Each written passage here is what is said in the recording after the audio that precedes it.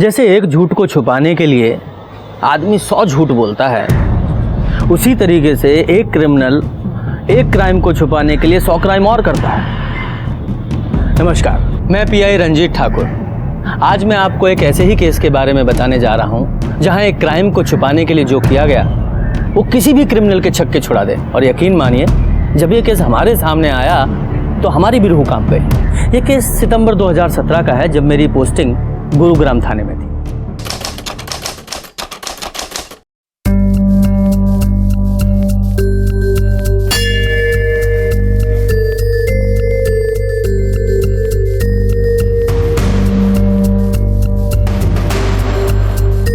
विवाह संपन्न हुआ, आज से आप पति पत्नी हुए। मम्मा, आपकी शादी हो गई? हाँ, हो गई। अब मैं ये मिठाई खा लूं?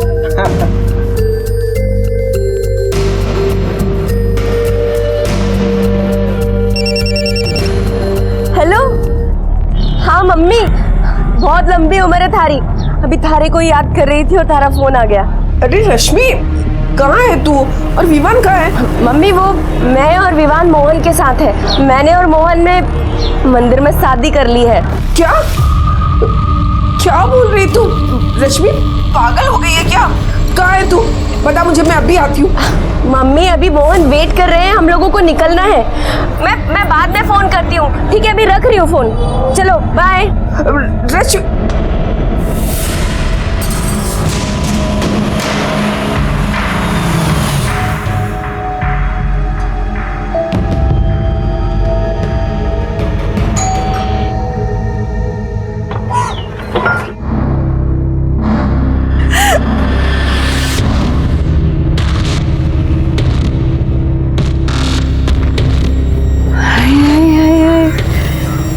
सही कही थी भाई तूने, ये तो बड़ी चौकी है। रश्मि, हमारी बहन रति। जीती रहे, सदा सुहागन रहे। चलो चलो चलो, अंदर चलो। ज्यादा देर तक दरवाजे पे नहीं खड़े रहते, नजर लग जाएगी। चलो अंदर आओ आओ। अरे सुनो तो, क्या हुआ? ये तेरा नंदोई, मतलब मेरा पति रविंद्र शर्मा। खुश रहो। कुंदन, ये मेरा बेटा कुंदन। और ये तेरा बेटा ना, कितना प्यारा है। हाँ बच्चा, मिठाई खाएगा? मिठाई तो खा ली, भूख लगी है, खाना खाना है।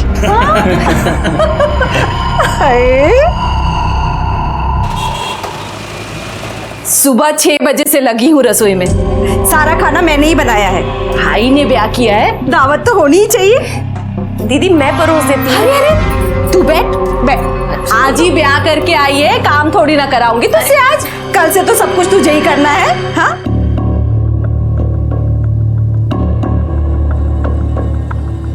अरे अरे अरे, बावड़ा हो गया कि खुद ही ठूसने में लग गया? पहले उसे तो खिला।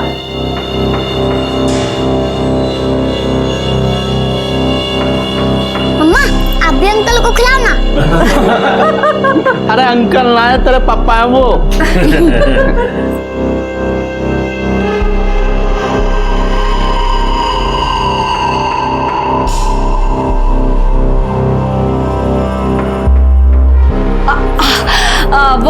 वो मिठाई तो मैं भीतर ही बुलाई, अभी लेके आती हूँ। हाँ,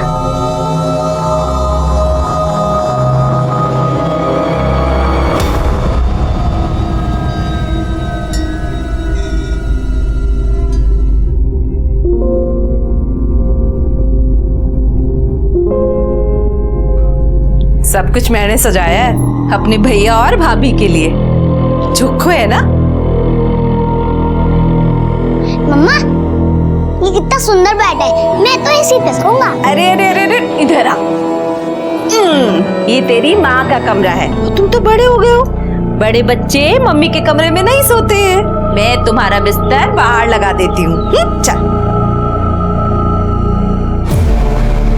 ये सब दीदी ने ही सजाया है, मुझे भी दीदी ने ही तैयार किया।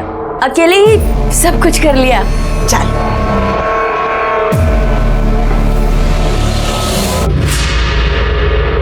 बत्ती जला कर रखना। देखना है मैंने सब।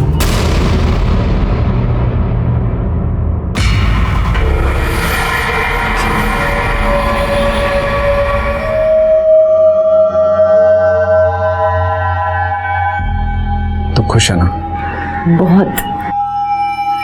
ये मेरी लाइफ का सबसे अच्छा दिन है। हमारा भी।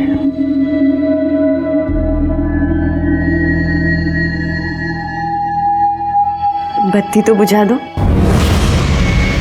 बत्ती जला कर रखना, देखना है मैंने सब। बत्ती बुझा दूंगा तो तने देखूंगा कैसे?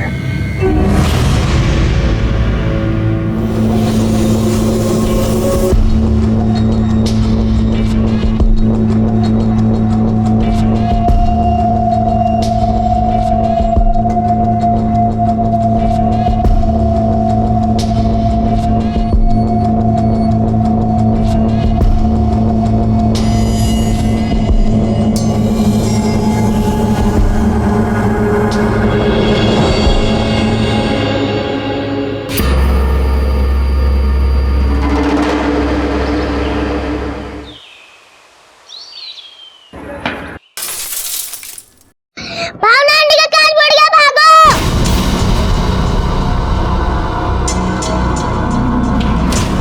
भावना, ये इस तरफ शीशा तोड़ा।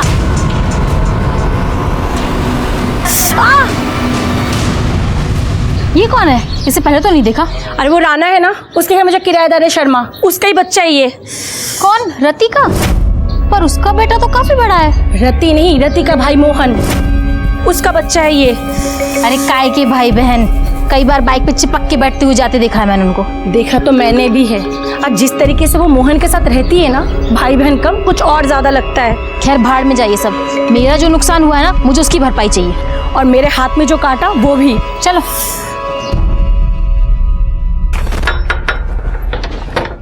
अरे क्या हो गया दोनों साथ में? भाभी, आपके घर में जो छोरा है ना, उसने मेरी खिड़की का कांच तोड़ दिया। बताओ, ये भी कोई बात होती है भला? ये गली है, मैदान थोड़ी जो क्रिकेट खेलने लग जाते हैं बच्चे सड़क पे। अरे छोरा ही तो है, छोरा ही तो शरारत करे हैं, उसमें के। लो। मैं जी माफी मांगू थारे से, आप शीशा लगवा लियो, आगे खर्चा दे दूंगा मैं। जी ठीक है। मैं चलता हूँ, थोड़ा लेट हो रहा हूँ। जा भाई। अरे रश्मि, मोहन की बीबी अभी कुछ दिन पहले ही शादी की है दोनों ने। वो छोरा जिसने शीशा तोड़ा है वो इसी का है। अच्छा। रश्मि, ये हमारे पड़ोसी, ये भावना भाभी, ये अवनी भाभी। अच्छा, तभी मैं सोचूं वो बच्चा किसका है। पर बच्चा कुछ ज्यादा बड़ा नहीं है। अरे वो इसकी पहली शादी से है। अच्छा अच्छा, पर पहले वाली शादी क्यों तोड़ी? टूटी ना है, एक्सीडेंट हुआ है, तभी तो इतनी छोटी सी उम्र में इसको दूसरी शादी करनी पड़ी। पर घनी किस्मत वाली ठहरी, मोहन जैसा दूल्हा मिला। इसको और इसके बेटे को दोनों को खुशी से अपना लिया।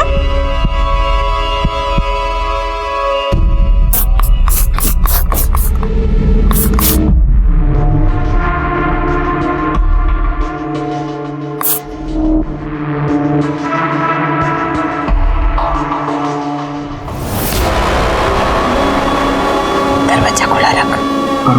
पर कुछ नहीं, तूने कर ली अपनी मनमानी, अब मन नहीं करने दे जो मुझे करना है।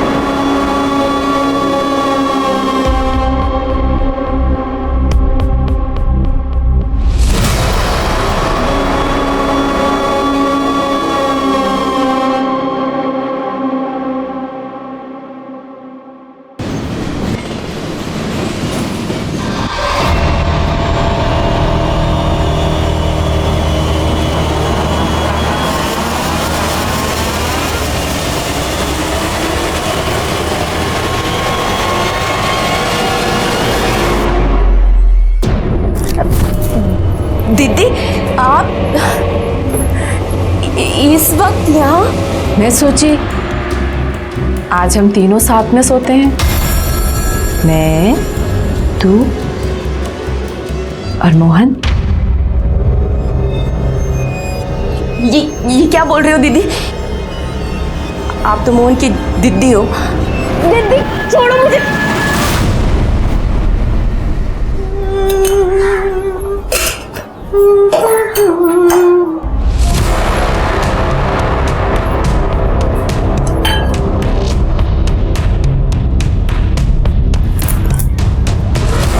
मजा आया रात को?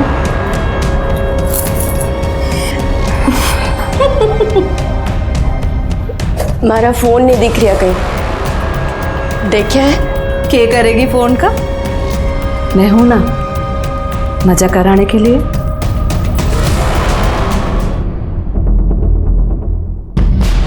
वो हमारा फोन नहीं दिख रहा कहीं, आपने देखा है क्या? नाम मैंने तो नहीं देखा।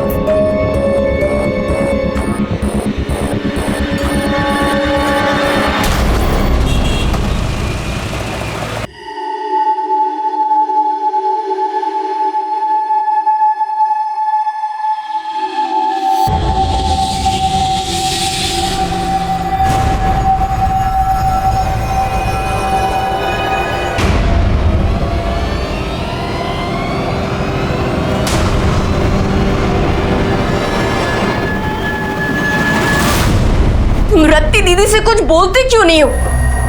ऐसी भी कोई बहन हो वे कोई अपने भाई के संग? जी मोहन, अगर तुम दीदी से कुछ नहीं बोलोगे तो मैं बात करूंगी। तो कुछ मत कहियो, आज जो कहा बस करती जाओ। लोगों में अलग अलग तरह की मानसिकता देखने को मिलती है, जिसे समझ पाना बहुत ही मुश्किल होता है। रति का अपने ही भाई और भाभी के साथ सोना और मोहन का उसे झेलना बहुत ही अजीब था। ऐसी क्या मजबूरी थी मोहन की जिसने उसे खुद ही नहीं बल्कि रश्मि को भी मजबूर कर रखा था। पर ये जो भी था, एक क्राइम की दस्तक जरूर थी, जो रश्मि को पहली बार तब मिली जब रति उनके कमरे में पहली बार आई थी। ये दस्तक हर रात रश्मि को मिल रही थी, जिसे अनदेखा करने के लिए वो मजबूर थी।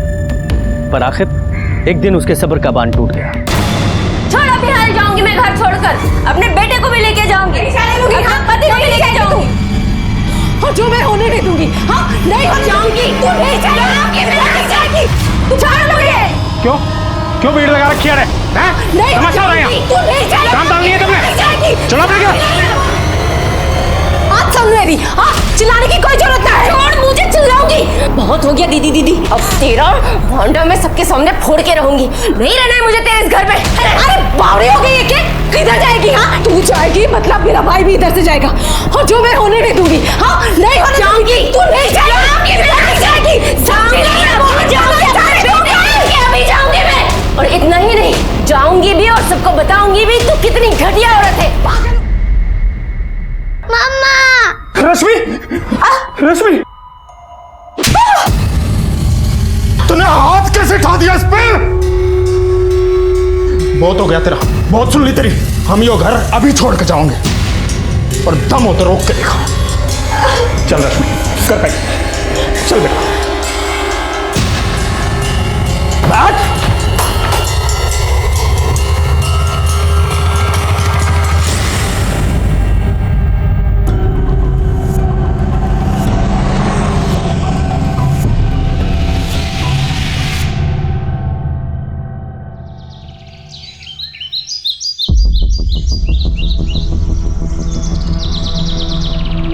अरे क्या बात होगी चौधरी साहब, जो इस भरी दोपहरी में बुला लिया है? ऐसी बदबू आ रही है जैसे कोई जानवर वनावर मर गया हो। किसी की भैंस भूस मर गई होगी और आड़े फेंक गया होगा। एक काम करो, तुम शॉट देखो और मैं शॉट देखूं।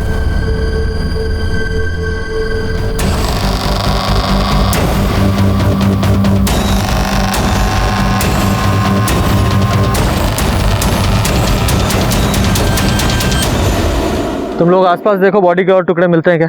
सब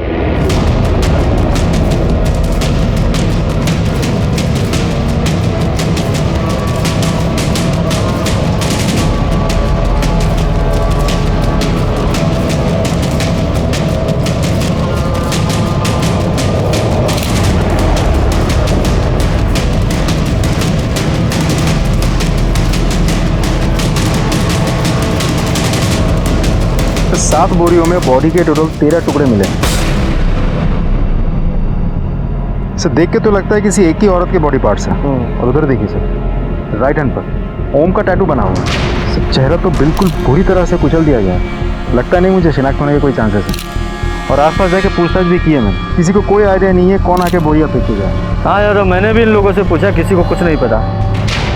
लगता है ये बोरियां आज नहीं फेंकी गई हैं, कई दिन पहले यहाँ फेंकी गई हैं। अच्छा तो बॉडी के पार्ट्स को पोस्टमार्टम के लिए भेजो और रिपोर्ट जल्दी से जल्दी मंगाओ। तो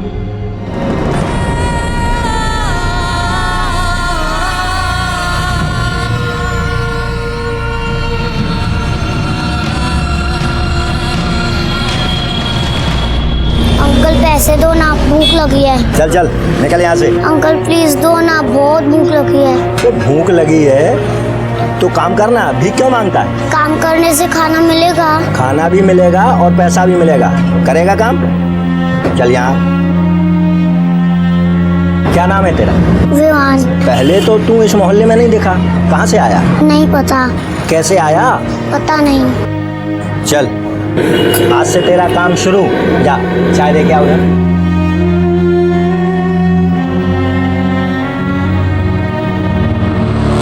सर, बोरियों में जो डेड बॉडी टुकड़ों में हमें मिली थी, पोस्टमार्टम रिपोर्ट के मुताबिक 30-32 साल की एक प्रेग्नेंट औरत की थी। इसकी हाइट 5 फीट 2 इंच, रंग गेहुआ और बाल काले थे। सब मौत करीब 6 दिन पहले हुई थी। इसका मतलब 24 सितंबर को शाम को 7 बजे से लेकर रात के 12 बजे के बीच मौत हुई थी। सब पोस्टमार्टम रिपोर्ट के मुताबिक उसके चेहरे में और सर में मल्टीपल इंजरीज हैं, जो किसी हथौड़े जैसे भारी चीज़ से कई बार वार करने की वजह से हुई थी। सर का तो एकदम चूरा बना हुआ है। सब मारने के बाद डेड बॉडी को किसी आरी जैसी चीज़ से इतने छोटे छोटे टुकड़ों में काटा गया है, जिसमें उसका फेटस भी काटा और उसके भी टुकड़े टुकड़े हो गए।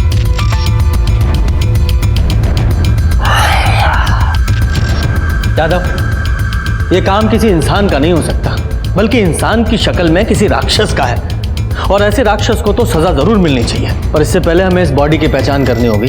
एक काम करो, जहाँ ये बॉडी मिली है वहाँ जितने भी रास्ते हैं, उन पर जितने भी सीसीटीवी लगे हैं, उन सब की 24 तारीख से लेकर कल तक की सीसीटीवी फुटेज निकालो। सर, मैंने हेड कांस्टेबल को स्पॉट में भेज दिया है, देखने के लिए कि वहाँ कोई सीसीटीवी कैमरा है या नहीं। अगर है तो मैं बहुत जल्द फुटेज मिल जाएगी। गुड। एक काम और करो, गुरुग्राम के जितने भी पुलिस स्टेशन हैं सबको अपडेट करो और अपनी साइट पे इस औरत की एज, हाइट, कॉम्प्लेक्शन, इसके टैटू के बारे में, ये बॉडी कितने टुकड़ों में मिली, सब कुछ अपडेट करो A to Z। NCR और आसपास के थानों में भी सबके इस बॉडी के बारे में बताओ। सर,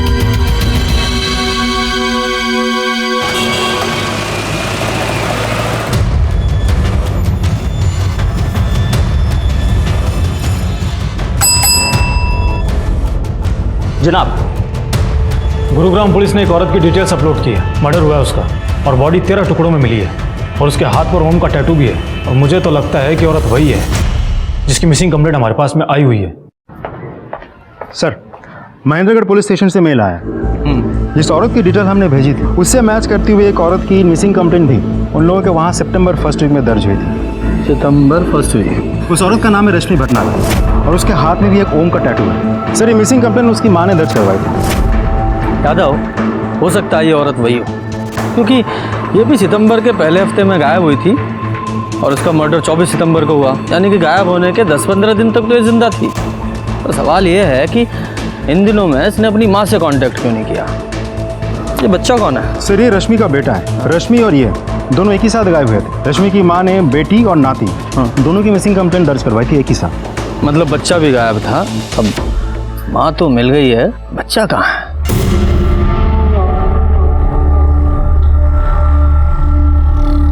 सेठ, बहुत भूख लगी है, 20 रुपए दे दो, तनख्वाह में से काट लेना। 4 चाय बेची नहीं कि भूख लगाई? ये ले, तू पकड़, ये ले, ध्यान रखना, तनख्वाह में से काट लूंगा। चलो चल।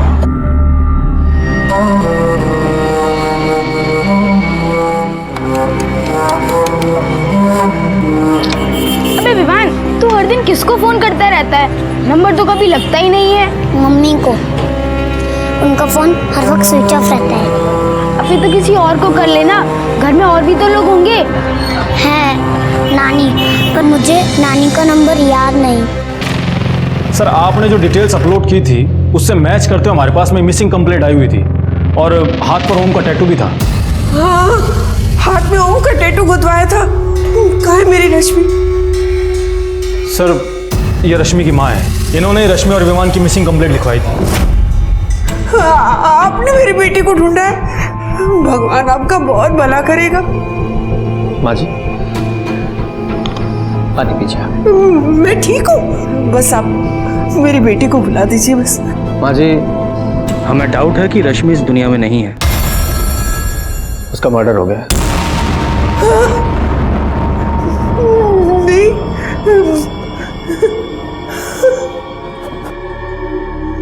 रश्मि किसने मार दिया मेरी बेटी को? विवान, विवान का विवान कहाँ है, किस हाल में है, ये तो हमें नहीं पता, लेकिन आप जो कुछ भी रश्मि के बारे में जानती है सब बताइए, ताकि हम रश्मि के कातिल को पकड़ सकें और विवान को ढूंढ सकें। पानी पीजिए।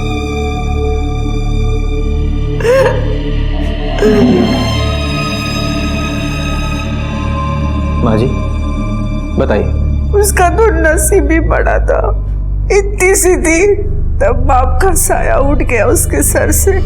ब्याह किया पर वहां भी नसीब से हार गई। थोड़े दिनों बाद ही एक एक्सीडेंट में उसका आदमी चला गया। गोद में था उसके विवान। जब वो मायके वापस आई थी, मत रो बेटा, भगवान के सामने किसकी चली है? उसकी इतनी लिखी थी, वो चला गया, लेकिन तेरे सामने तो पूरी जिंदगी पड़ी है ना। कम से कम अपनी नहीं तो दीवान के बारे में तो सोच। थोड़े सालों के बाद मेरी एक सहेली की जान पहचान वाला था, चेतन भटनागर, उसने आखिर रश्मि का हाथ मांगा। उसकी बीवी उसे छोड़कर किसी और आदमी के साथ चली गई थी। 2 बेटियां थी उसकी। माँ जी मन्नत घराड़ी की जरूरत ना है, पर बेटियों को तो माँ चाहिए ना। अब अपनी हर्जी की बात बाप को थोड़ी बता पाएंगे, और विवान भी छोटा है, उसे भी बाप मिल जाएगा। मुझे लगा कि भगवान ने मेरी सुन ली। विवान का मुंह दिखाकर मैंने रश्मि को मना लिया, लेकिन थोड़े दिनों बाद ही रश्मि जब मुझे मिलने आई, तब उसने बताया कि चेतन उसके साथ कैसा व्यवहार करता था। आए दिन उसे कुटता रहता था। रश्मि को एक साथी मिल गया, उसके बारे में रश्मि ने मुझे बहुत बाद में बताया था। तू कौन है भाई, और मेरे घर में तू क्या कर रहा है? पड़ोसी हूँ थारा, और खबरदार करना आया हूँ, आज के बाद हाथ में उठा दियो इसने। तू घना कृष्ण का भांजा बढ़ रहा है? चल निकल यहाँ से। आज के बाद जो हमारे घर के मामले में टांग अड़ाई ना, चल चल निकल, चल निकल। अरे औरत को मारना घर का मामला नहीं होता। सुने, उठाए गिरा नहीं हूँ तेरे की तेरिया। गवर्नमेंट फर्म में काम करूँ, एक कंप्लेंट कर दी ना तेरी, तो घर का मामला जेल में सुलझेगा। मोहन ने उस जल्लाद से उसे बचाया था। दोनों में बातचीत होने लगी, प्यार हो गया, लेकिन ये बातें उस चेतन को पता चल गई और मोहन और चेतन के बीच में बहुत बड़ा नाटक हो गया। और सितंबर के पहले हफ्ते में ही रश्मि विवान को लेकर मोहन के साथ चली गई और मंदिर में जाके उन दोनों ने ब्याह कर लिया। मम्मी, वो मैं और विवान मोहन के साथ है। मैंने और मोहन ने मंदिर में शादी कर ली है। लेकिन उस दिन के बाद ना ही उसका फोन आया, ना ही उसकी कुछ खबर मिली।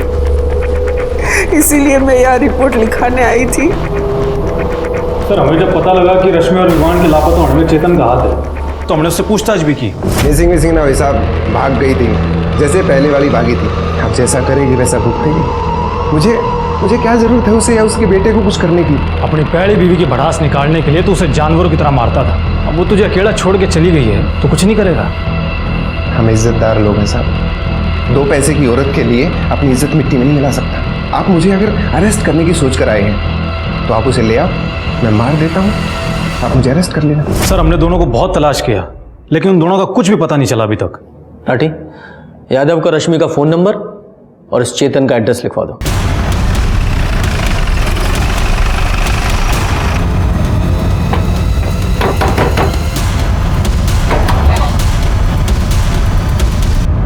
चेतन जी, आप कौन?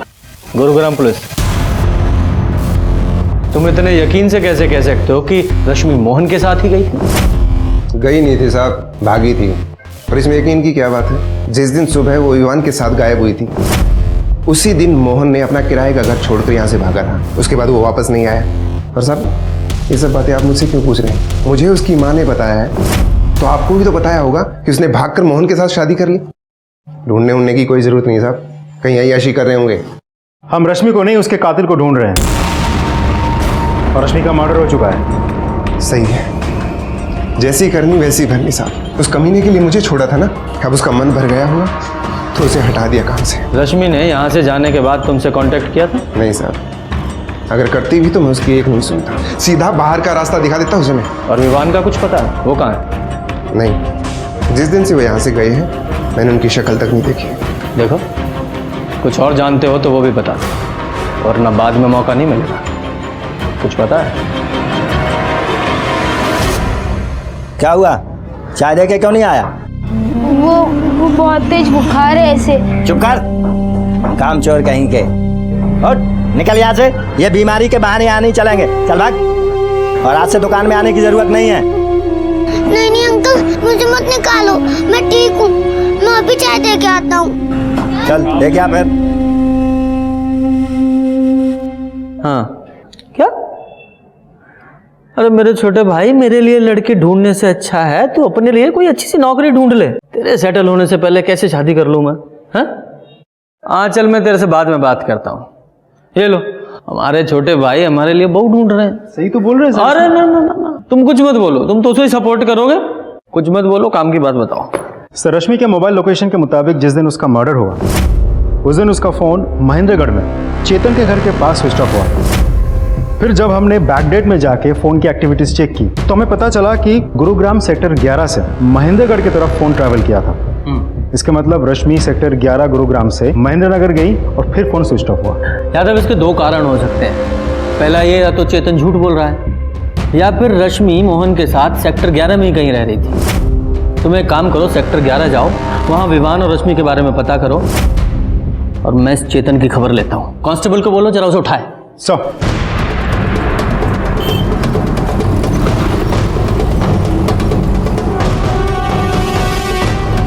दो चाय देना।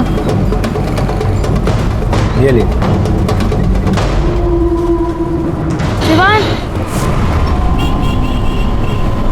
क्या सुन, क्या हुआ इसे? इसे बहुत तेज बुखार है।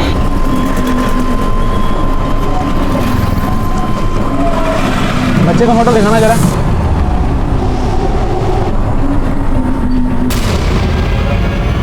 बच्चा तो यही है, मैं इसे हॉस्पिटल लेके जा रहा हूँ।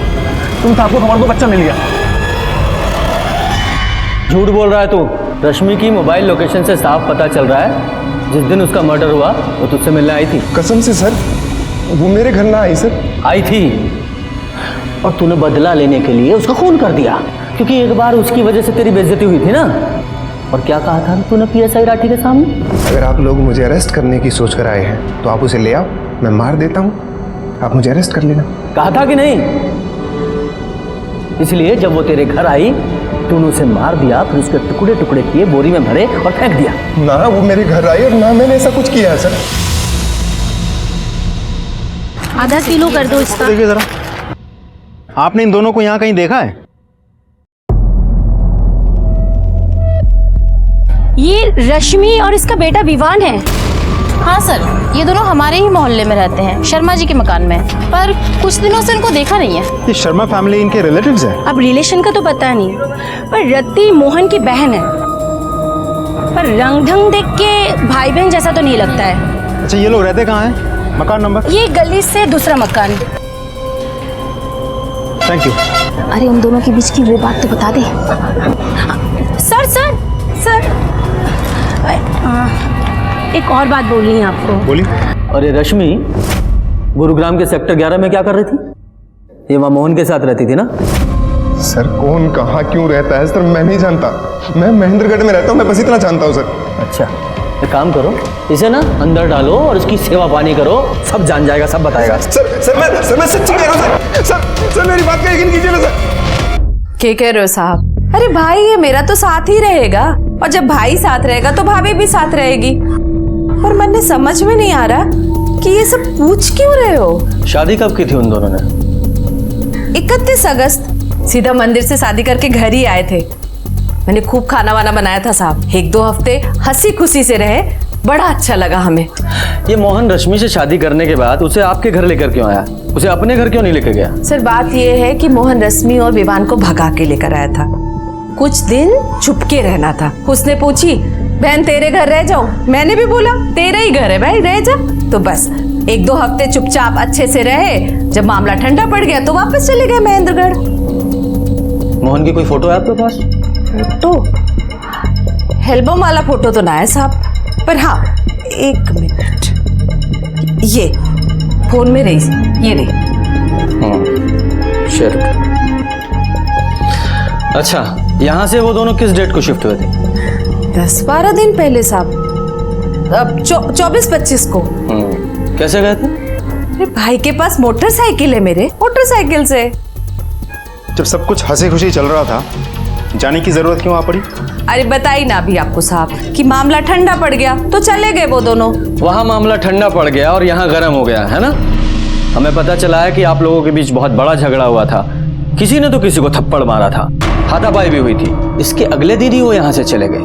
अरे साहब वो झगड़ा थोड़ी था, और ऐसा छोटा मोटा झगड़ा किस घर में नहीं होता, आप बताओ। हुई थी बहसबाजी साहब, हुई थी। भाई बहन में छोटी मोटी बहसबाजी तो होती रहती है। उसने बोला बहना मैं जा रहा हूँ, मैंने भी बोला तेरी मर्जी तू जा। बोला था फोन करेगा, आज तक तो फोन ना किया उसने। उसने फोन नहीं किया तो आपने किया होगा ना? अरे मोहन बड़ा गुस्से वाला है साहब, उसने ना करा तो मैंने भी ना करा। सोचा गुस्सा ठंडा हो जाएगा तो आप पे आप फोन कर लेगा। अच्छा, ये महेंद्रगढ़ में ये मोहन कहाँ रहता है? एड्रेस दीजिए उसका। साहब अपना घर तो है नहीं उसका, कहीं किराए विराए पे लिया होगा। अब छोटा मोटा घर तो लिया नहीं होगा साहब, बीवी बच्चे वाला है तो बड़ा ही घर लिया होगा। बीवी बच्चे उसके साथ में नहीं है, क्योंकि रश्मि का मर्डर हो चुका है। कह रहे हो साहब? हाँ, मोहन और विवान दोनों लापता हैं। अब मोहन ही बता सकता है कि क्या हुआ था उन लोगों के साथ।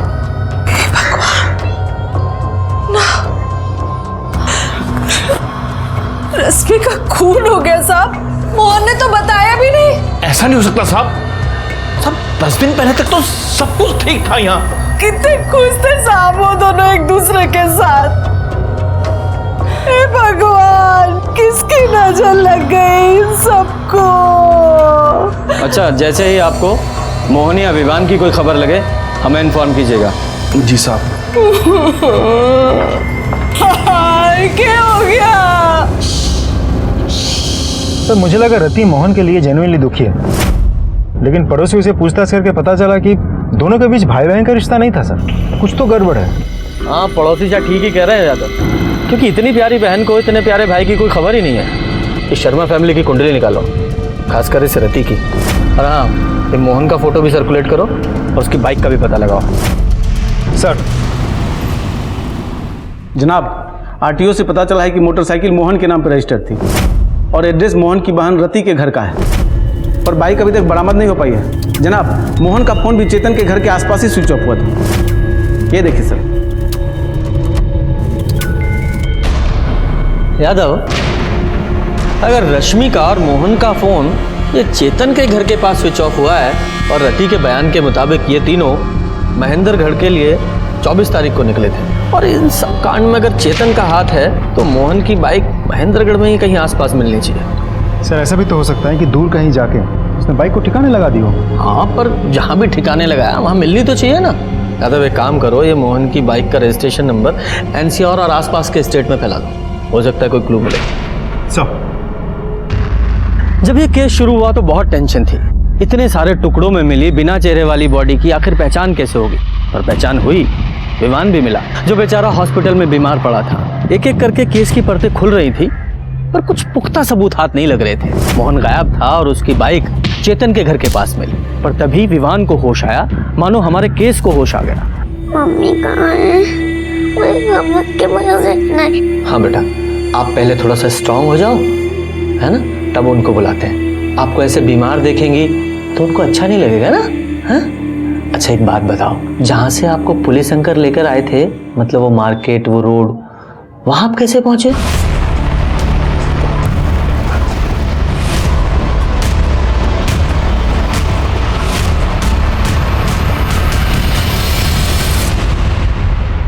सर 4 महीने से शर्मा फैमिली पानीपत में किराए पे रहती है। मोहन वहाँ रति से मिलने आता था।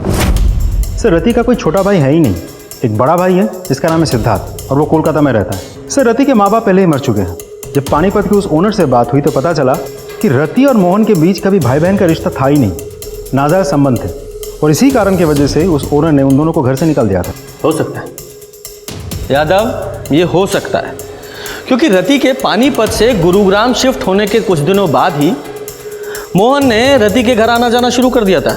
और जैसा कि विवान ने बताया तो ये भी हो सकता है कि रश्मि से शादी के बाद भी मोहन ने रति से नाजायज संबंध रखे।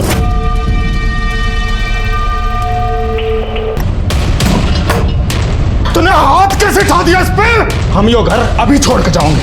मम्मा खोलो, मम्मा खोलो, मम्मा। पर प्रॉब्लम ये है कि विवान के बयान से ये साबित नहीं होता कि रति ने, उसके हस्बैंड ने और उसके बेटे ने मिलकर ही रश्मि को मारा था। अगर इन्होंने रश्मि को मारा तो फिर वो मोहन कहाँ है? वो भी गायब है।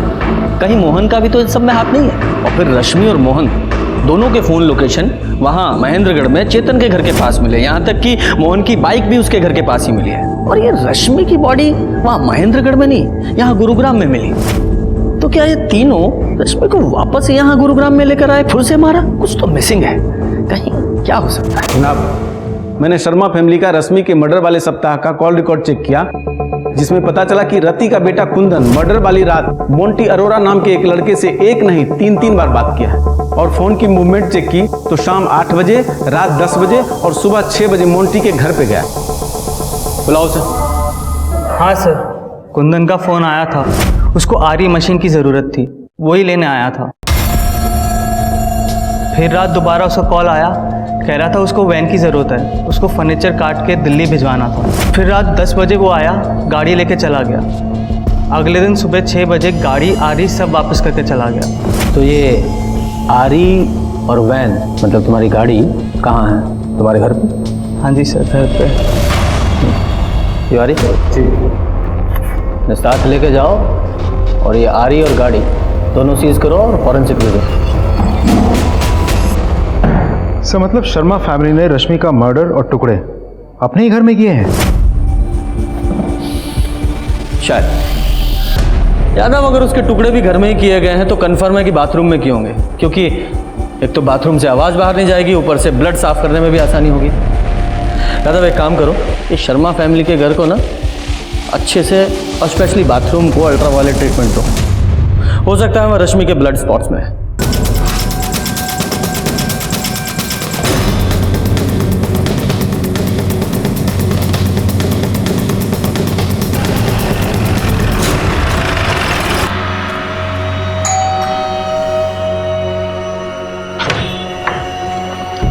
हमें आपका घर चेक करना है। हैं? घर चेक करना है?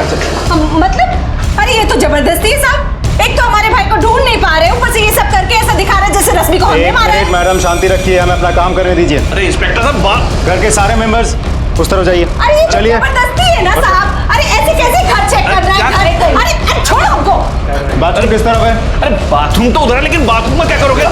बाथरूम उधर है, वहाँ कहाँ जा रहे हो? अरे ये सब क्या कर रहे हो साहब? ये सब जबरदस्ती।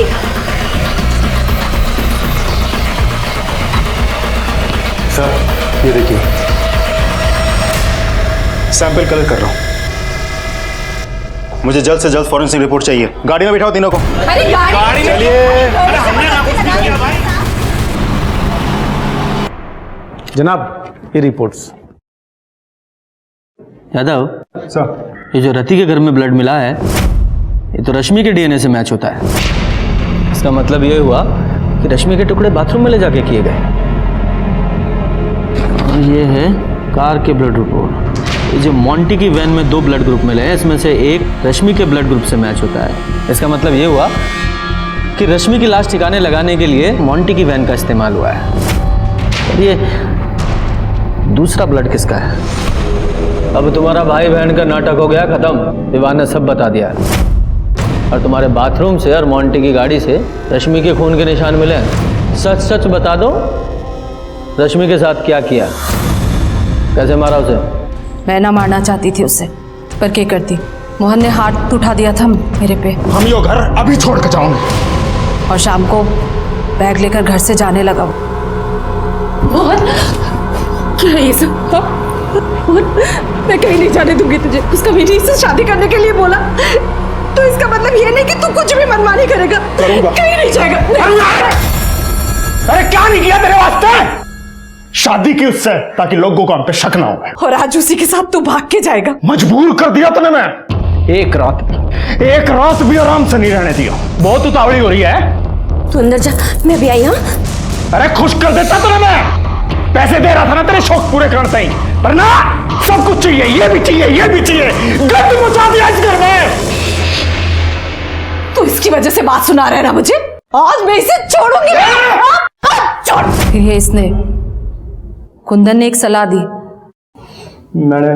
मैं मोंटी की वैन भी ले आया और उसके टुकड़े बोरी में भर के अलग अलग जगह फेंक दिए। मोहन के साथ क्या किया?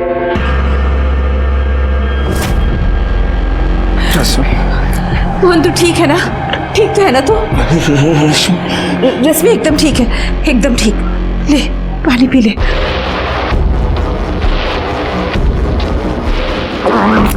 उसकी बॉडी को कैसे ठिकाने लगाया? मोहन को भी उसी वैन में डालकर हम नदी में फेंक दिया। यादव, इसका मतलब मोंटी की गाड़ी में जो दूसरा ब्लड था मोहन का था। और ये रश्मि और मोहन का मोबाइल और उनकी बाइक चेतन के घर पे कैसे पहुंचे? और फिर ये विवान को कैसे छोड़ा, कहाँ छोड़ा, उसका क्या किया? मैंने विवान को नशे की गोली दे रखी थी। फिर मैंने रश्मि के और एक कुंदन ने मोहन के कपड़े पहनकर विवान को बेहोशी की हालत में मोटरसाइकिल पे बिठा के महेंद्रगढ़ की सड़क पे छोड़ दिया और फिर मोटरसाइकिल को चेतन के घर के पास खड़ी की और रश्मि और मोहन का फ़ोन वहीं बंद करके नाले में फेंक दिया। मैंने रश्मि और चेतन के बारे में मोहन से पता लगा।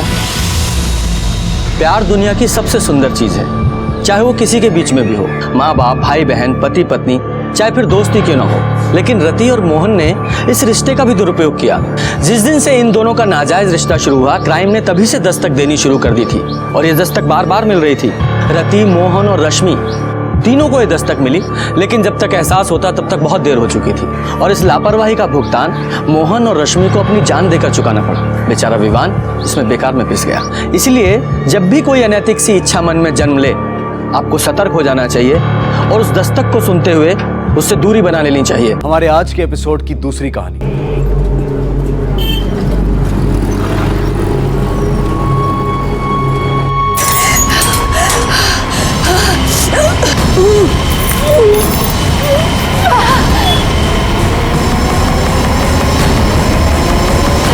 अरे क्या हुआ? अरे क्या हुआ?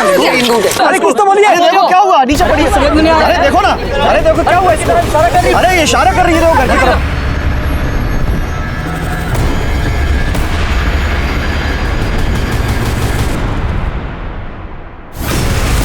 गीता में भगवान श्री कृष्ण ने कहा है, मृत्यु जीवन का अटल सत्य है। और एक सत्य ये भी है कि जान लेना और जान देना दोनों ही अपराध हैं। किसी को हक नहीं है अपनी या किसी और की जान ले, लेकिन फिर भी पता नहीं लोग कैसे अपना विवेक खो बैठते हैं। जिस किसी के साथ भी अपराध होता है, क्या उस अपराध से होने से पहले उनको दस्तक नहीं मिलती?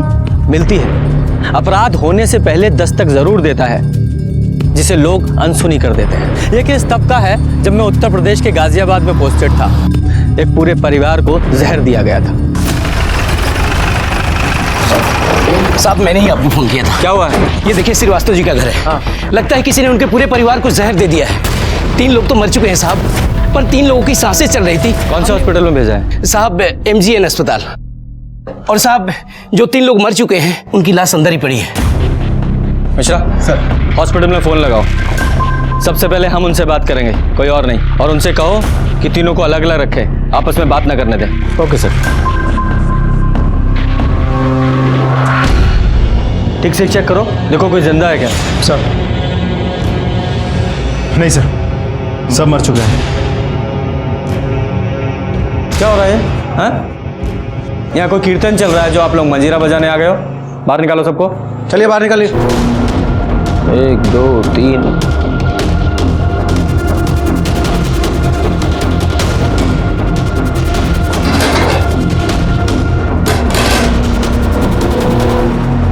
प्लेट।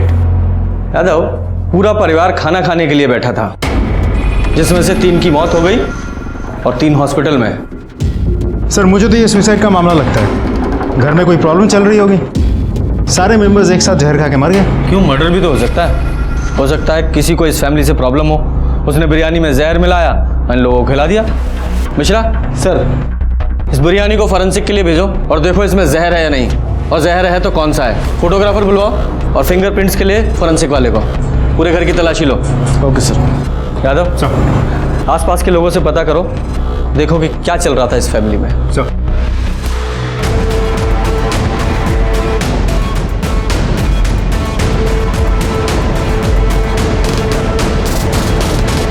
मिश्रा, फॉरेंसिक टीम का क्या हुआ? बस पहुंच ही रहे हैं सर। हाँ ठीक। सर, श्रीवास्तव फैमिली के पड़ोसियों से पूछताछ की, पता चला कि गौतम श्रीवास्तव और उसकी पत्नी सुधा दोनों में कुछ तो प्रॉब्लम चल रही थी। अब प्रॉब्लम एग्जैक्टली क्या थी ये किसी को नहीं पता। सर, एक बेटा था सौरभ, बड़ी बेटी मीना की शादी को लेकर घर पे प्रॉब्लम चल रही थी। सर, घर के अंदर कुछ लोन के पेपर्स भी मिले, तो शायद इस फैमिली ने बड़ा कोई अमाउंट लोन लिया हो सकता है दोनों बेटियों की शादी के लिए लिया हो। साहब, कुछ कहना था। बोलिए। साहब, हम भी यहीं पड़ोस में रहते हैं। सुधा भाभी और बच्चों से हमारी बहुत ही बनती थी। सब लोग कह रहे हैं कि बिरयानी खाकर कुछ हुआ है, पर दोपहर में तो बिरयानी हमें देकर गई थी सुधा भाभी। आप लोगों ने वो बिरयानी खाई? नहीं साहब, हम तो दोपहर का खाना खा चुके थे, तो हमने रात के खाने के लिए वो बिरयानी उठाकर फ्रिज में रख दी। अच्छा। मिश्रा सर, इनके साथ जाओ, बिरयानी कलेक्ट करो, उसे फॉरेंसिक के लिए भेजो। Okay sir. आइए मैडम। यादव सर, अगर इन लोगों ने सुसाइड करने के लिए बिरयानी में जहर मिलाया था तो वो बिरयानी पड़ोसियों को क्यों दी? सर, ऐसा भी तो हो सकता है कि बिरयानी में जहर बाद में मिलाया गया हो तो सकता है, लेकिन मुझे दोनों बिरयानी की फॉरेंसिक रिपोर्ट जल्द से जल्द चाहिए, है? तभी पता चलेगा कि मर्डर है या सुसाइड। सर, अब मैं श्योर हूं कि ये सुसाइड ही था। ये देखिए, ये सारे बिल्स हमें गौतम के घर से मिले हैं और सारे के सारे बिल्स एक ही जगह की हैं, सलीम बिरयानी सेंटर। सर, उन लोगों ने ये सारे बिल्स कल ही क्लियर किए हैं। इसका ये भी मतलब हो सकता है कि मरने से पहले सारी उधारी चुकता करके मरना चाहते थे। यादव, ये महज एक संयोग भी हो सकता है। भूख लगी है? मतलब सर, भूख तो लगी है। यादव, तुम्हें कुंभकर्ण की तरह नींद आए ना आए, लेकिन भूख हमेशा कुंभकर्ण की तरह लगती है। अब क्या करें सर, पुलिस की नौकरी करता हूं तो नींद कभी कभी उड़ जाती है, लेकिन इश्क में थोड़ी ना हो कि भूख भी नहीं लगी। चलो बिरयानी खिलाता हूं तुम्हें।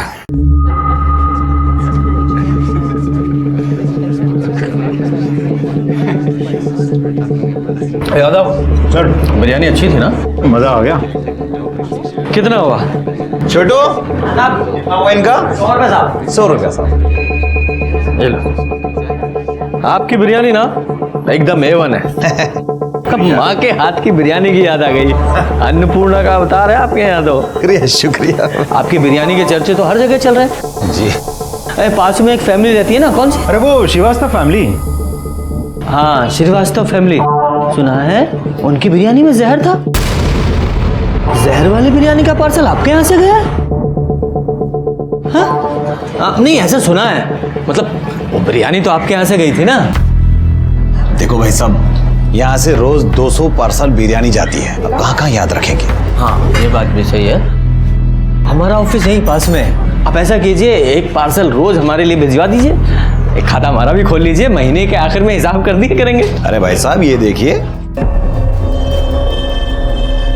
हाँ, आप उधार नहीं देते हैं। देखो भाई साहब, हमारा एक उसूल है, बिरयानी खाओ, डकार लो, पैसे दो और रास्ता निकालो।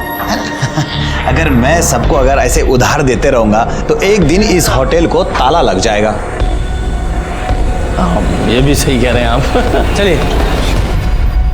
अरे छोटू, 2 नंबर के टेबल का बिल बोल। सर, ये बिरयानी वाला हमसे झूठ क्यों बोल रहा था? श्रीवास्तव फैमिली को तो खूब उधार देता है। अरे हो सकता है उस फैमिली से इसकी कोई पुरानी जान पहचान हो, और ये भी हो सकता है कि वो हमसे कुछ छुपा रहा हो। ये फॉरेंसिक रिपोर्ट कब आएगी? सर, कल सुबह तक रिपोर्ट आ जाएगी। हाँ। आप किस होंगे sir? Hello, okay sir. Hospital में सुधार, उसकी बेटियों को होश आ गया है।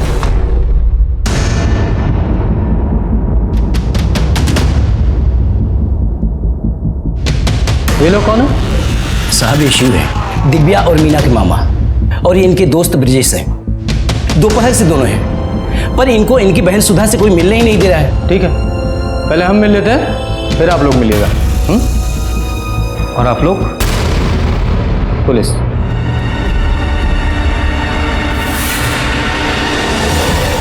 अरे कोई कुछ बताता क्यों नहीं है? बोला ना आपको, सब ठीक है, आप टेंशन मत लीजिए। अरे डॉक्टर साहब, मेरे घर वाले कैसे? सर, आई थिंक सिविल कपड़े पहनने की वजह से हमें यहाँ पे पहचान नहीं पा रहा है। अब हम पुलिस डिपार्टमेंट से। पुलिस डिपार्टमेंट से? क्यों, कुछ हुआ है क्या? हाँ, मेरे पति, हाँ मेरे घर वाले, मेरे बच्चे सब ठीक तो है ना? शांत हो जाइए, सब ठीक है।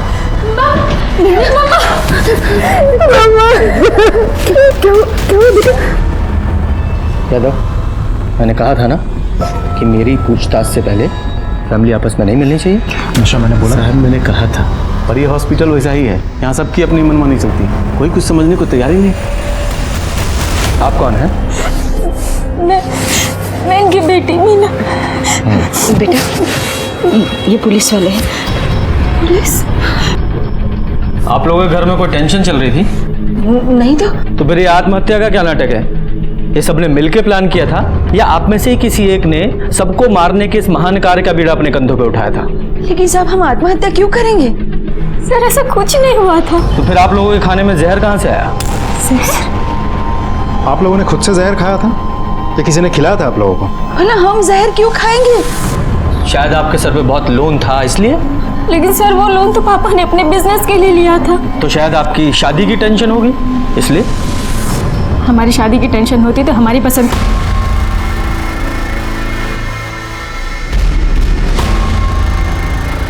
देखिए, हम सच कह रहे हैं, हमने आत्महत्या करने की कोई कोशिश नहीं की है। देखिए, डॉक्टर्स का भी कहना है कि आपके खाने में जहर मिला हुआ था। ऐसा हो ही नहीं सकता।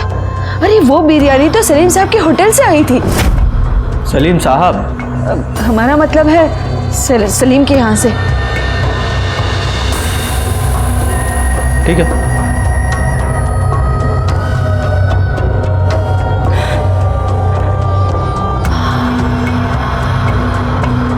तुम दिव्या हो?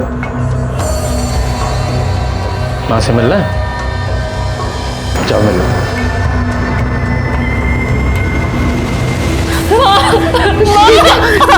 क्या हुआ बेटा? क्या बोले मैंने बोला पापा और वो ठीक तो है ना बेटा? क्या पागल हो गई है? क्या बोल रही है तू? हमको देख के आए।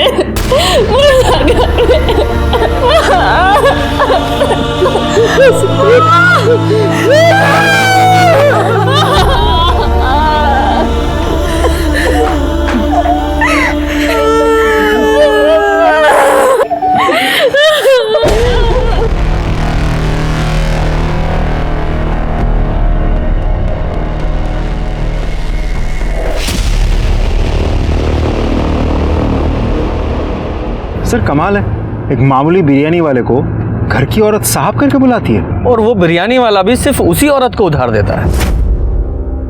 कुछ तो चक्कर है सर। हाँ, चक्कर तो है सर। अब मुझे पुलिस स्टेशन जाके एफआईआर रेडी करनी है। केस क्या बनाऊं? मर्डर या suicide? Murder. Sir, excuse me. Hello, अच्छा, ओके सर। फॉरेंसिक डिपार्टमेंट से कॉल था। वो लोग कह रहे हैं कि बिरयानी में जहर था। अच्छा, जो बिरयानी इन लोगों ने पड़ोसियों को दी थी उसमें भी जहर था? जी सर, उसमें भी था। वो तो अच्छा हुआ कि उन लोगों ने बिरयानी खाई नहीं। अब तो पक्का है कि ये सलीम, उसका डिलीवरी बॉय, सुधा या उसी के परिवार में से किसी ने बिरयानी में जहर मिलाया था। ये 100% मर्डर केस है। पता लगा जहर कौन सा है? सर वो लोग कोशिश कर रहे हैं, थोड़ा टाइम लगेगा। ये सलीम और उसके डिलीवरी बॉय को पुलिस स्टेशन बुलाओ। जी सर। अरे साहब, हमें नहीं पता था कि आप पुलिस वाले हैं, वरना हम आपसे बिल ही नहीं मांगते। गलती हो गई साहब, माफ कर दीजिए। हमें वैसे भी पैसे देकर खाने में मजा आता है। ये आपका डिलीवरी बॉय है? जी साहब। यादव सर, जरा बात करो। जी सर।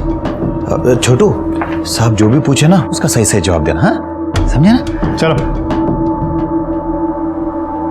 बैठो। जी ठीक है सर। अरे बैठिए सलीम साहब।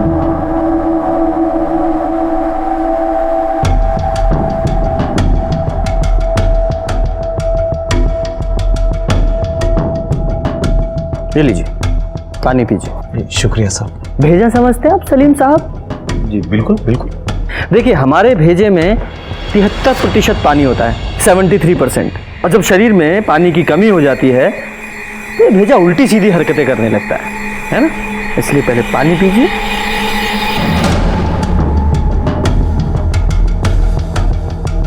पूरा।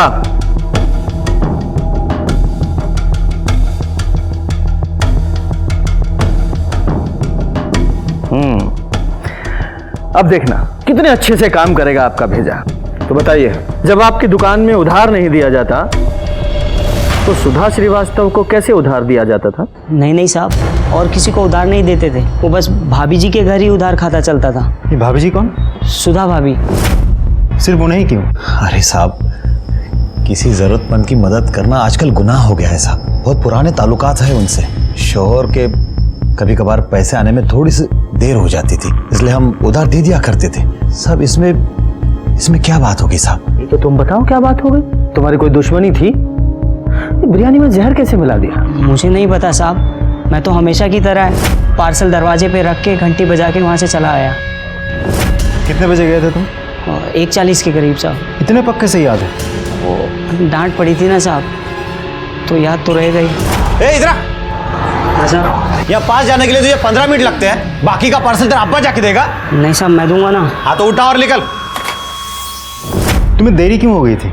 खाने में जहर मिला रहे थे क्या? अरे नहीं साहब, वो बस आते आते बस एक सुट्टा मार लिया था साहब। अच्छा एक बात बताओ, ये तुम्हारा मालिक सलीम ये हमेशा ऐसे ही गुस्से में रहता है?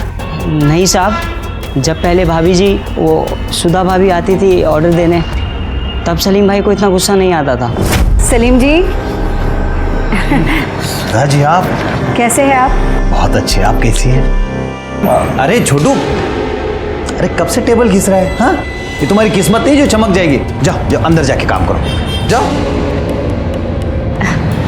अच्छा सुनिए, आज रात के खाने के लिए आप बिरयानी भिजवा दीजिएगा, और उसके लिए ना पैसे दे रहे हैं, और बाकी के पैसे ना हम बाद में भिजवा देंगे। क्या कर रहे हैं आप? पैसे आप कभी भी दे सकते हैं। पर पिछले 2 महीने से भाभी जी का आना जाना बंद हो गया था। तो आना जाना बंद कैसे हो गया? तो शायद सुधा के पति गौतम को सुधा और सलीम के अफेयर के बारे में पता चल गया हो, और उसके बाद जब दोनों का मिलना जुलना बंद हो गया था तो शायद सलीम ने गुस्से में आके बिरयानी में जहर मिला दिया हो। या फिर ऐसा भी हो सकता है कि सारा कांड सुधा ने किया हो, क्योंकि डॉक्टर के मुताबिक सुधा के शरीर में जहर कम था, क्योंकि सुधा ने बिरयानी बहुत कम खाई थी।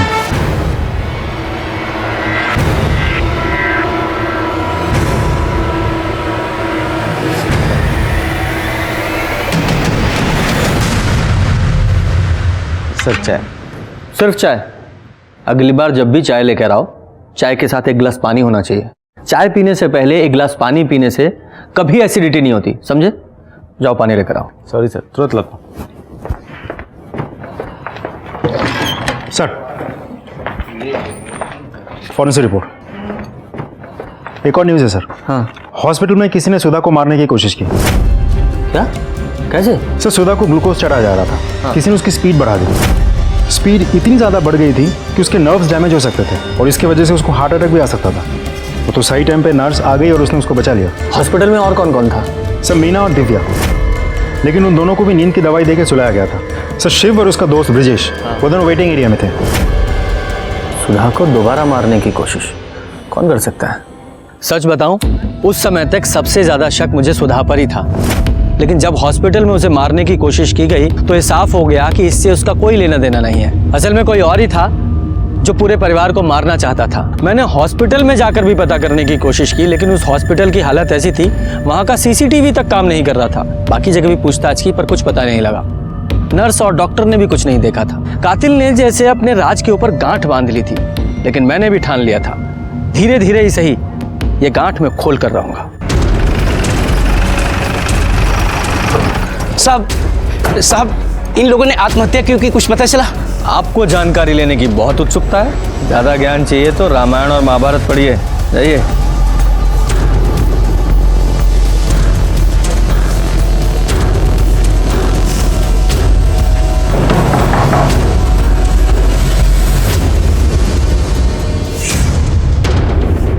माफ कीजिए, मुझे पता है ये सही समय नहीं है,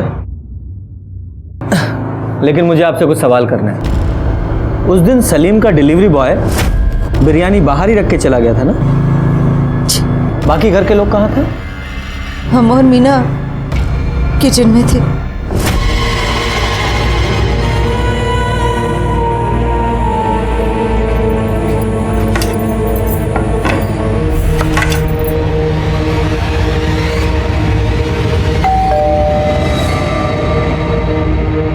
पतीला अंदर कौन लेकर आया?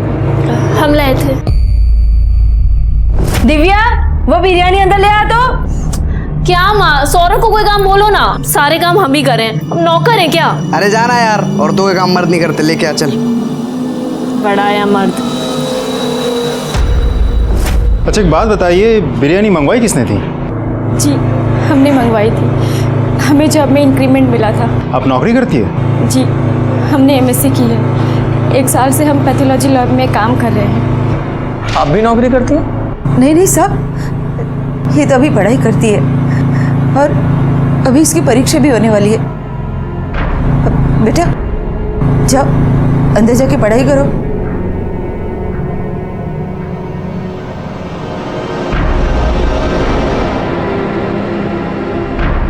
ब्रजेश, ब्रजेश, आओ जरा बाहर चलते हैं। किधर सर? हमने क्या किया? कुछ किया है क्या? नहीं सर। डरते क्यों? चलो बातचीत करेंगे, आओ आओ। अरे ब्रिजेश को कहाँ ले गए? नहीं कोई बात नहीं, वो रेगुलर पूछताछ है। अरे भाई 2 चाय दो, और चाय से पहले थोड़ा पानी पिलाओ। हाँ तो बताओ, कब से जानते हो दिव्या को? क्या हुआ? अरे भाई प्रेम का वर्णन तो रामायण और महाभारत में भी है, ये छुपाए नहीं छुपता। और जिस तरह से तुम दिव्या को देखते हो, साफ पता चलता है उसे मन में चाहते हो, है ना? चाय गिलास भर के देना। क्यों ब्रजेश? जी हाँ तो बताओ, कब से जानते हो दिव्या को? बचपन से। हम 9th में थे, वो 5th में थी। हाँ बचपन का प्यार है। नहीं दरअसल वो चाय पी। ये सुधा जी का भाई नहीं दिखाई दिया आज अंदर? नाम क्या है उसका? शिव। हाँ शिव। कोई पंगा है क्या? अब क्या पता, पहले तो अक्सर आता था। हाँ। लेकिन पिछले हफ्ते कुछ हुआ था शायद, तो वो दिव्या के पापा ने ना उसको घर आने से मना कर दिया था। घर आने से मना कर दिया? क्यों? मतलब बहन ने भाई को घर आने से रोक दिया है, ऐसा क्यों? इतना ज़्यादा तो हमें पता नहीं, लेकिन हमने जब देखा था तो। अरे जीजा जी आप सुनिए तो सर। क्या सुनूंगा? तो निकल यहाँ से। और आज के बाद अगर कभी मेरी बेटी को आंख उठा के भी देखा ना, तो तेरी टांगे तोड़ दूंगा मैं। हाँ सर, फाइनल पोस्टमार्टम रिपोर्ट और फॉरेंसिक रिपोर्ट आ गई है। हाँ तुम चाय पियो। हाँ sir. I am sorry sir. कोई बात नहीं। क्या है रिपोर्ट में? सर बिरयानी में मरक्यूरी मिलाई गई थी। मरकरी? वो जो थर्मामीटर में पाई जाती है? जी सर। सुधा के घर वाली बिरयानी और जो बिरयानी पड़ोसी को दी गई थी, दोनों में मरक्यूरी मिलाई गई थी। ये तो कोई साइंस का एक्सपर्ट ही होगा जो जहर के तौर पर मरकरी का इस्तेमाल कर सकता है। हमने एमएससी की, 1 साल से हम पैथोलॉजी लैब में काम कर रहे हैं। पुलिस ना तुम्हारे बारे में हमसे पूछताछ कर रही है। नहीं वो तुम्हारे अफेयर के बारे में कुछ पता नहीं चला है। अरे पुलिस स्टेशन में नहीं, यहाँ मीना घर के बाहर। शिव से बात कर रहे थे, अपनी दीदी को लेके बहुत परेशान है, बस इसीलिए। आजकल अच्छे दोस्त ढूंढने से भी नहीं मिलते। गुड, चलो।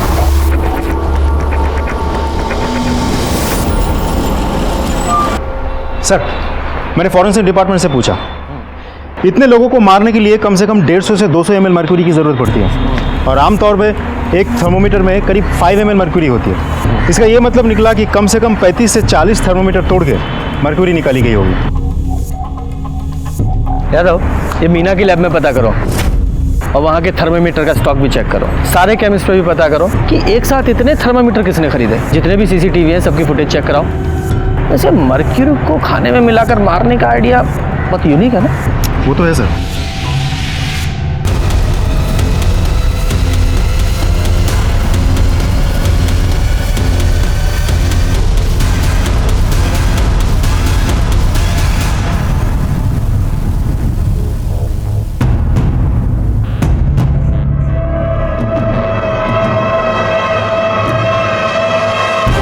देखो हम बिजी हैं, घर आके बात करेंगे। अरे कहाँ ना बिजी हैं, पुलिस वाले हैं हम, सैकड़ों काम होते हैं हमें। हाँ हम फोन रख रहे हैं। सर यहाँ आधे से ज़्यादा केमिस्ट शॉप चेक कर चुका हूँ, इतने सारे थर्मोमीटर्स एक साथ किसी ने भी नहीं खरीदी। तो यादव ऐसा हो सकता है कि कल्प्रिट ने एक एक करके अलग अलग शॉप से थर्मामीटर खरीदा हो। सारे केमिस्ट शॉप की सीसीटीवी फुटेज चेक करो, देखो ऐसा कौन है जिसने अलग अलग शॉप से थर्मामीटर खरीदे हैं। ये मीना की पैथोलॉजी लैब का क्या हुआ? सर वहाँ भी चेक किया, उनके डेटाबेस में 12 थर्मोमीटर्स थे। 12 के 12 थर्मोमीटर्स वैसे की वैसे ही हैं वहाँ। अच्छा, यहाँ भी। यादव, इस फैमिली से भी दोबारा बात करनी पड़ेगी, क्योंकि ये जो ब्रजेश के कहे अनुसार तो ये गौतम ने शिव को अपने घर से धक्के मारकर बाहर निकाल दिया था और अपनी बेटी से मिलने से भी मना किया था। और जब ये ब्रजेश शिव से फोन पे बात कर रहा था तो कुछ अफेयर का जिक्र कर रहा था। नहीं, वो तुम्हारे अफेयर के बारे में कुछ पता नहीं चला है। मुझे लगता है कि ये शिव का और मीना का कुछ तो इनके बीच में चल रहा था। सुधा को बुलाओ। मम्मी, हम गरम मसाला लेके आ रहे हैं, खत्म हो गया है। ठीक है बेटे।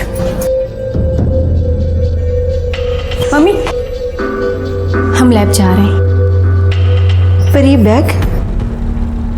बैग लेके कहाँ जा रहे हो? इसमें क्या है? वो लैब से हमारी दोस्त का कॉल आया था, कह रही थी कि लैब की यूनिफॉर्म चेंज हो गई है, तो पुराना वाला वापस करके नया लेना होगा। इतने दिनों से तो हम लैब गए नहीं, हमें तो पता ही नहीं था। हाँ बेटा जा, पर कुछ खा लेना। बिल्कुल माँ। हम भी चलते हैं साथ। हाँ चल।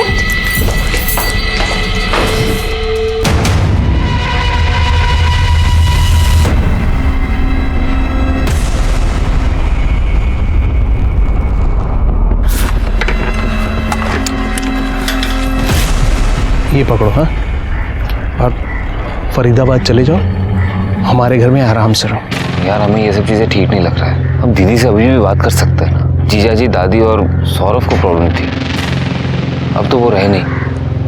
अब क्या दिक्कत है? मतलब ये सब तुमने? अरे नहीं, मैंने नहीं किया। ये सब में मेरा कोई हाथ नहीं है। अगर करते ना तब भी हम तुम्हारी मदद करते। अब एक काम करो, जल्दी करो, वो आने वाली होगी, तुम लोग को जल्दी यहाँ से निकलना है। सुनो, एक काम करो, अपना फ़ोन बंद रखना है, और हाँ उससे बोल देना कि वो अपना फ़ोन बंद रखे, ठीक है? थैंक्स यार। आ गई। अब जाओ आराम से, शादी वादी करो। है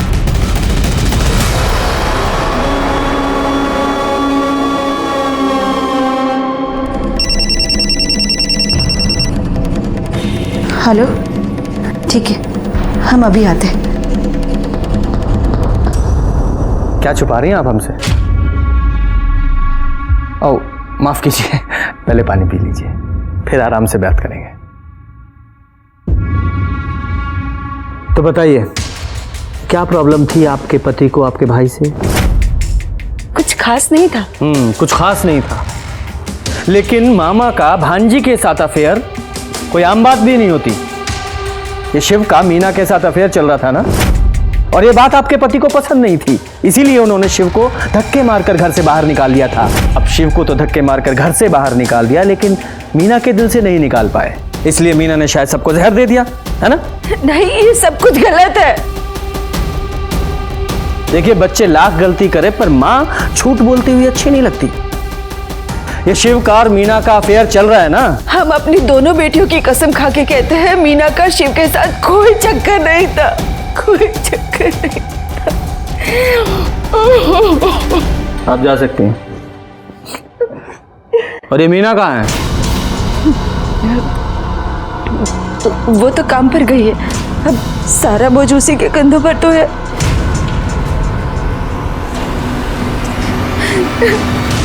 सर मुझे नहीं लगता ये औरत झूठ बोल रही थी। पर पूरी तरह सच भी नहीं बोल रही थी, कुछ ना कुछ छुपा जरूर रही है। यादव, मीना को बुलाओ।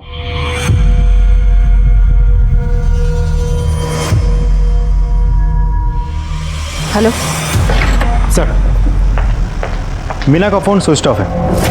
कई बार मैंने नंबर ट्राई किया, लेकिन उसका फ़ोन लगातार स्विच ऑफ आ रहा था। फिर इंटरनेट से उसके पैथोलॉजी लैब का नंबर लगा के जब मैंने बात की तो पता चला कि वो वहाँ से ये बोल के निकल गई कि उसकी तबीयत खराब थी। यादव, ये कहीं मीना शिव के साथ भागने का प्लान तो नहीं कर रही है, या भाग ही गई हो? पता करो ये शिव कहाँ है।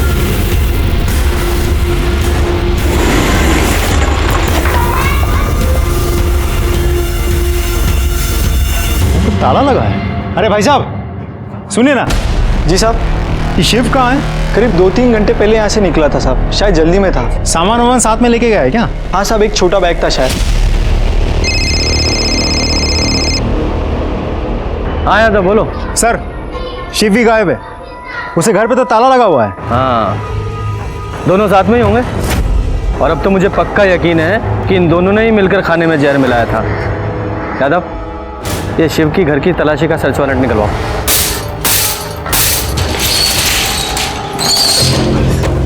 ऊपर देखो। मिश्रा, रूम चेक करो।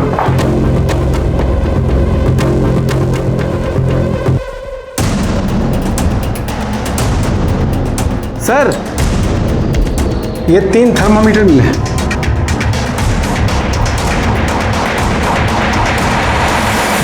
मिश्रा सर, पड़ोसियों का साइन लो कि सबके सामने हमने शिव का घर चेक किया है। Okay sir.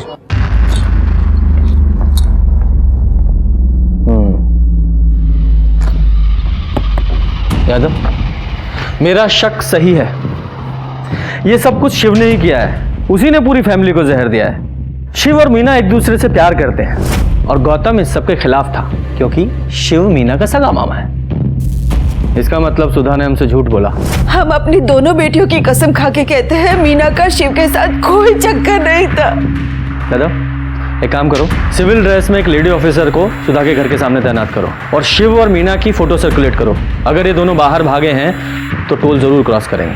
हाँ, ब्रजेश को बुलाओ, उसे शायद पता हो कि ये दोनों कहाँ।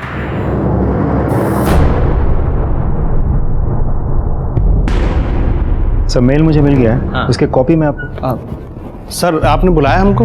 हाँ जी ब्रजेश जी, बुलाया। देखिए, दोस्तों की तो आप बहुत मदद करते हैं, अब हमें भी दोस्त समझकर कुछ मदद हमारी भी कीजिए। हम कैसे मदद कर सकते हैं सर? सच बोलकर। शिव कहाँ है? पता नहीं, कल मिला था हमको, इसके बाद दिखा नहीं। तो फोन कीजिए भाई और स्पीकर पर डालिएगा।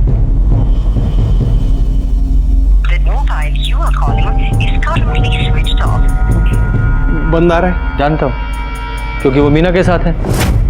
मीना और शिव का अफेयर कब से चल रहा है? अफेयर नहीं, शिव का मीना के साथ कोई अफेयर नहीं चल रहा है। तो किसके साथ चल रहा है?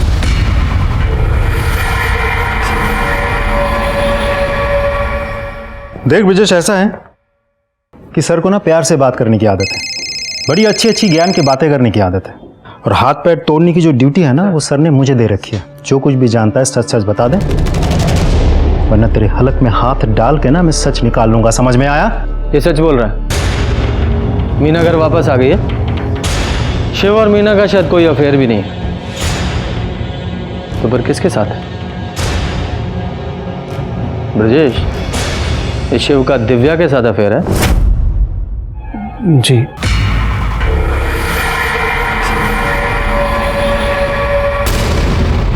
तुम जाओ।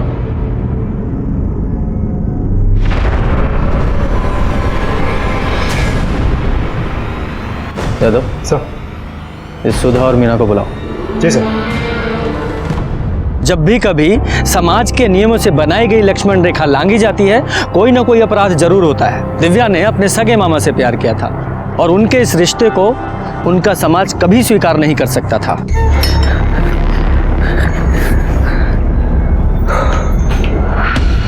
शिव, तुम ठीक हो शिव? पता हम कितने परेशान हो गए थे, हमें लगा पुलिस ने कहीं तुम्हें देख तो नहीं लिया।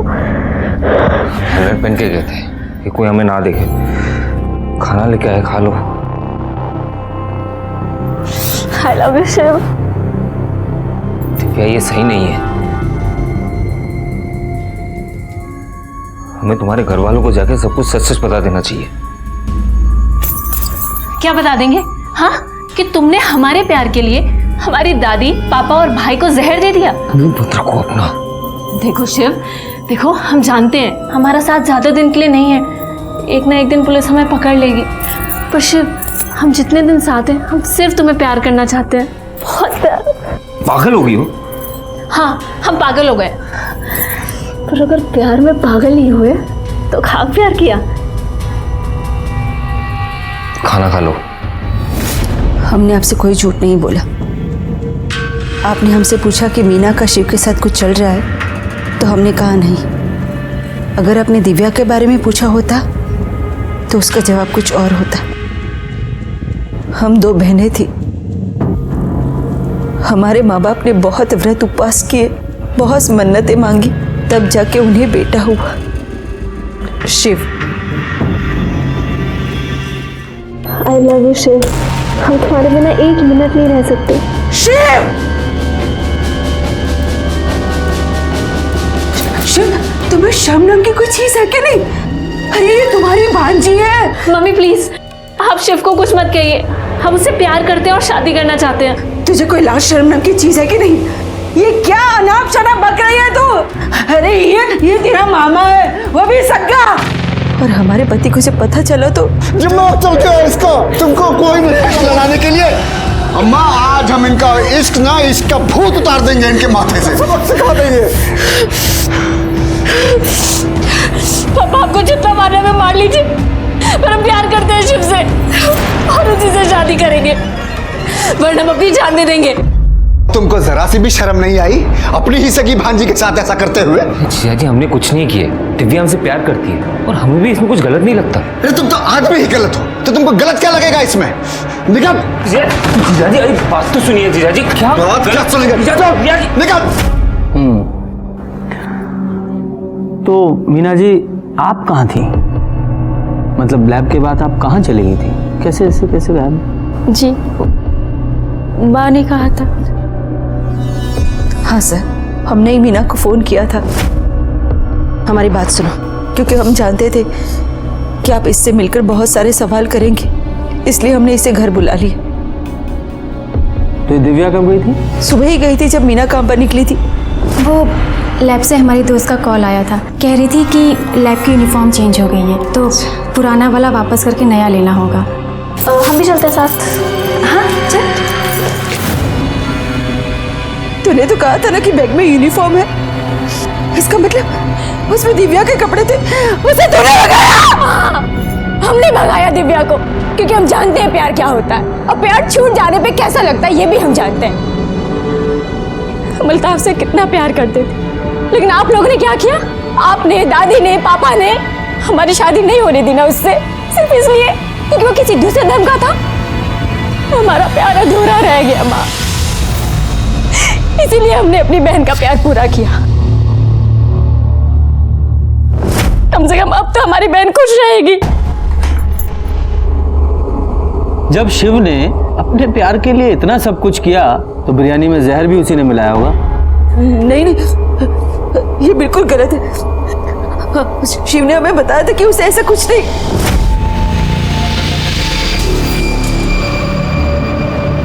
शिव, दीदी, हम जानते कि पुलिस हमारे बारे में पूछताछ कर रही है, लेकिन हम आपके सर की कसम खा के कहते हमने कुछ नहीं किया दीदी। हम जानते हैं, पर भगवान के लिए तुम हम सबसे दूर रहो।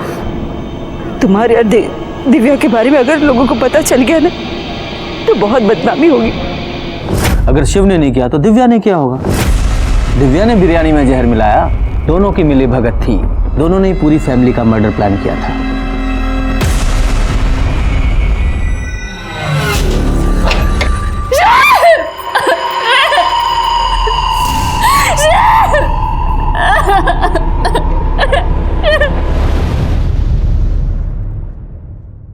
सर, थर्मोमीटर से मर्क्यूरी निकालने का आइडिया मीना का नहीं था, दिव्या का था। उसी ने खाने में मर्क्यूरी मिलाई। मैं आपको फुटेज दिखाता हूँ, ये देखिए सर, ये दूसरी, फिर ये फुटेज। सर, ऐसे कुल मिला के 39 केमिस्ट शॉप्स की सीसीटीवी फुटेज हमने कलेक्ट किया। सारे फुटेज में दिव्या हर एक दुकान से एक एक थर्मोमीटर खरीदते हुए दिख रही है। उसने एक एक दिन करके एक एक थर्मोमीटर खरीदी, उन सबको तोड़ा और बिरयानी में मरकुरी मिला दी। सर, फरीदाबाद में एक मर्डर हुआ है, विक्टिम की फोटो सर्कुलेट की है वहां की पुलिस ने। शिव जैसा लग रहा है सर, ये देखिए।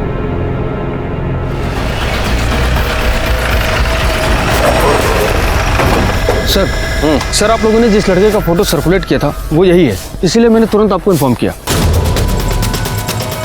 इसे यहाँ नहीं मारा गया है, बल्कि मारने के बाद यहाँ लाके डंप कर दिया है। किसने मारा होगा इसे? शायद दिव्या। हो सकता है शिव को ये बात पता चल गई थी कि दिव्या ने बिरयानी में मरकुरी मिलाई है। हाँ, इसकी वजह से शिव ने दिव्या को छोड़ना चाहा और गुस्से में आके दिव्या ने शिव को मार दिया। ऐसे कैसे डंप कर सकती है? सर, हमें भूलना नहीं चाहिए कि हम यहाँ एक ऐसी लड़की के बारे में बात कर रहे हैं जिसने जहर देके अपनी पूरी फैमिली को मारने की कोशिश की। उसके लिए तो कुछ भी पॉसिबल है सर। दिव्या और ये दोनों भागकर यहाँ आए थे, तो हो सकता है सुधा जी का कोई घर यहाँ हो या कोई रिश्तेदार हो। जी नहीं, फरीदाबाद में ना ही हमारा कोई घर है और ना ही कोई रिश्तेदार। अब लेकिन ब्रिजेश वो फरीदाबाद का है। ब्रिजेश? जी, वो वहीं का रहने वाला है। उसके पापा की मौत के बाद वो यहाँ उसके चाचा के पास रहने आ गया था, लेकिन वहाँ पे अभी भी उसका घर होगा शायद।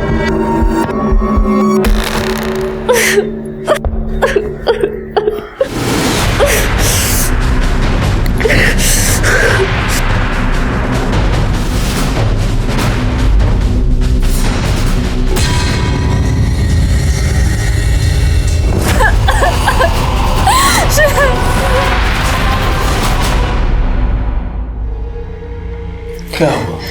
कहाँ इतना परेशान हो रही हो? सब कुछ वैसे ही तो हो रहा है जैसा तुम चाह रही थी। तुम शादी करना चाह रही थी, हो तो रही है तुम्हारी शादी, बस दूल्हा बदल गया है। और सुनो ना, अब जल्दी से ये पहन लो और रेडी हो जाओ। कभी नहीं, हम तुम जैसे घटिया इंसान के साथ कभी शादी नहीं करेंगे। हम पुलिस को सब बता देंगे। आने दो पुलिस को, और जब तुमको पकड़ के ले जाएगी ना वो तुम्हारे वो क्या भाई दादी और प्यारे से पापा के मारने के जुर्म में, और अब तो वो शिव, उसकी भी मौत का इल्जाम ना तुम्हारे सिर पे है। कैसे रह पाओगी जेल में? हाँ,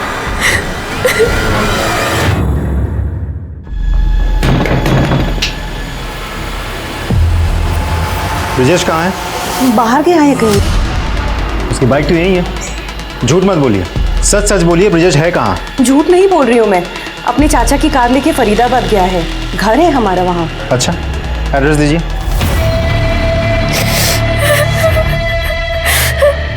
जल्दी शादी कर लेते हैं, हमको सुहाग रात होना नहीं बहुत जल्दी।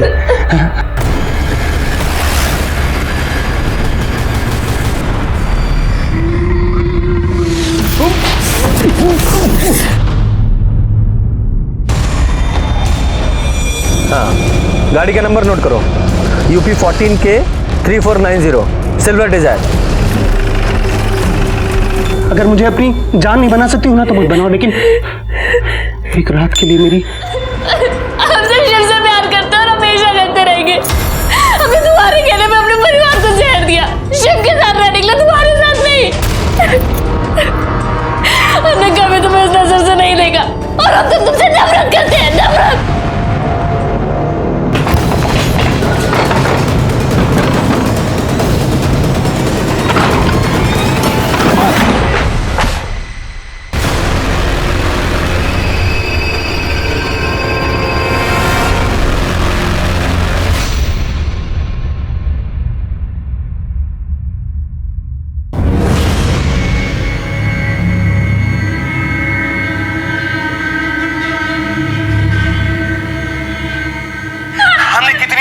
तुमको अपने परिवार को मारना था, हमने आइडिया देना वो बिरयानी में मरकरी मिलाने का। अरे आइडिया नहीं, हमने खुद अपने हाथों से बिरयानी में मरकरी मिलाई थी। हमसे शिव से प्यार करते और हमेशा करते रहेंगे और अब तक तुमसे नफरत करते हैं, नफरत। लेके जाओ इसे। हाँ, हमने ही दिव्या को बोला था वो थर्मामीटर लाने के लिए। थर्मामीटर से मरकरी हमने निकाली थी। मम्मी, बिरयानी आ गई। दिव्या, वो बिरयानी अंदर ले आ। तो क्या माँ, सौरभ को कोई काम बोलो ना, सारे काम हम ही करें। अरे जाना यार, औरतों के काम मर्द नहीं करते, लेके आ चल।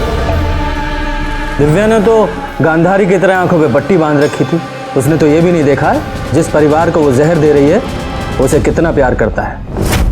पर मैं तुम्हें कड़ी से कड़ी सजा होते हुए जरूर देखना चाहूंगा। ब्रिजेश को उसके गुनाह के लिए उम्र कैद की सजा हुई और दिव्या ना तो नादान थी नहीं ना समझ, उसे अपने सगे मामा से प्यार किया था और उस प्यार की खातिर उसने अपने पूरे परिवार को मारने की कोशिश की। और कहीं ना कहीं उसी की जिद की वजह से दिव्या के मन में क्या चल रहा था ये पूरे परिवार को पता था। दिव्या का स्वभाव उन्हें बार बार दस्तक दे रहा था, जिसे सुनना उन्होंने जरूरी नहीं समझा।